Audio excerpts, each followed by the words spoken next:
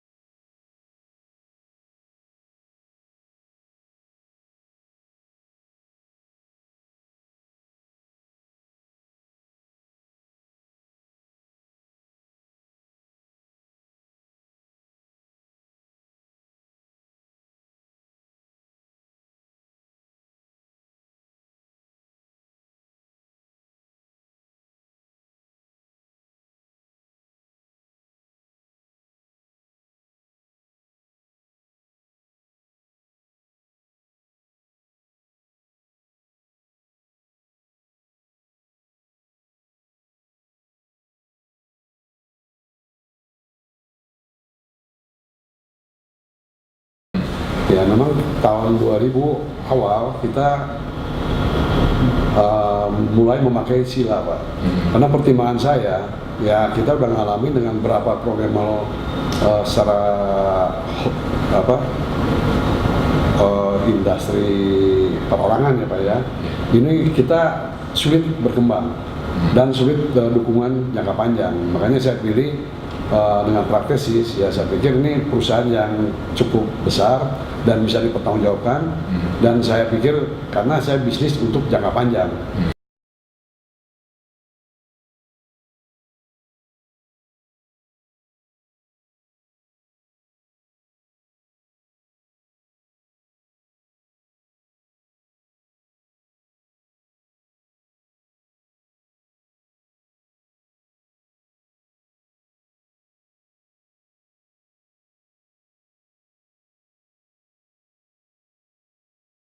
Ya makanya kita IT ini yang, karena saya pikir ya Pak ya, untuk distribusi itu perusahaan ya ini high risk ya Pak ya, high risk, dan kontrolnya juga high risknya di gudang kita risk ya Pak ya, di pasar juga risk ya, ini lumayan beratnya gitu Pak.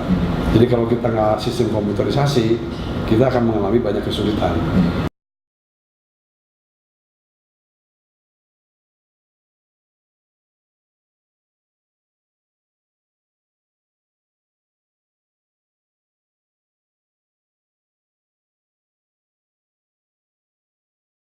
Apalagi sekarang dengan sistem perpajakan baru Pak ya. Nah kita dengan IT ini, dengan sila, terutama sila ini ya, akurasinya atau kecepatannya udah cukup membantu buat kita Pak ya. Jadi saya sih selama ini cukup puas ya dengan pemakaian sila untuk front ataupun untuk back office-nya gitu Pak.